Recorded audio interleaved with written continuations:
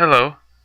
You'd probably identify me as the angry flower, since I look pretty furious all of the time, but I'd prefer to be called the Mad Gardenee. Some define me as mad, some assume me to be mad, but I don't care. I don't see much difference between definitions and assumptions. I'm a byproduct of Lewis Carroll's Mad Gardener, and I'd like to share some nursery rhymes I came up with after I was inspired by him. The poetic preschool rhymes are filled with surreal lyrical imagery that's pretty intense. They're tough to visualize, actually, but if they were to be visualized, they probably wouldn't look much different from Cyriak's animation video. And although I'm dedicating all of these poems to Cyriak's animation video, I'm also challenging Cyriak to a contest anywhere, anytime. Him against me to see who is more infected by drug-free madness. He's pretty mad, but I think I'm madder. And I'm not all talk. I have real talents that clearly demonstrate my madness. Take smack, for instance. People say I'm all talk when I tell them I talk smack. They say I'd never actually talk smack, but I really do talk smack. So now you know I'm not about talking, I'm about action. Now let's get to the rhymes. I'll take a page out of the David Randall Curtis book in introducing them. The first nursery rhyme is titled The Innocence of Effort, and it goes like this. He thought he saw a pie and peach fighting in a tree. He looked again and found it was a pressed shirt having teeth.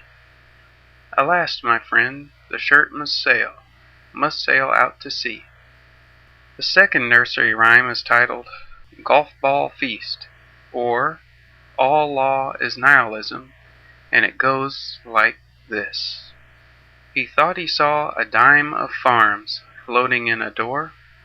He looked again and found it was a piece of train on tour.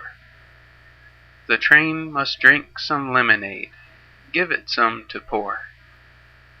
The third nursery rhyme is titled Unrecognized Prosperity, and it goes like this. He thought he saw a chain-link bed spraying lots of twigs. He looked again and found it was a group of sullen wigs. Maybe wigs will spray twigs too, if I see flying pigs. The fourth preschool rhyme is titled It's True, Mr. Doorknob Goat, and it goes like this. She thought she saw a dinosaur swimming in some weights. She looked again and found it was chewed gum mixed with states. A state needs sand, enough at least, to glide upon with skates. And the last preschool rhyme is titled Paperclip Inheritance, and I always beat the best, but never the worst. And it goes like this. He thought he saw a charcoal pen drawing on a wreath. He looked again and found it was a math equation's teeth. When one digs in the sky, teeth say, one must dig underneath. Well, that's it. I hope you liked the nursery rhymes. I guess next time I put some out, I'll include an animal that's half porcupine and half zebra. Only the zebra is actually half zebra, half parrot. Only the parrot is half parrot, half ostrich, etc. So even though the animal is only half porcupine, it's actually mostly porcupine. By that time, I might have a cool new name, like Sven Fernandomeyer. And Cyriak, remember my challenge. You better watch out from now on. Your reign of madness isn't so much of a reign anymore. You better get used to being second place, buddy, unless you come up with some really good stuff in the very near future. And then I'll have to get used to being second place, because some other G-rated shock value expert is coming after me one day.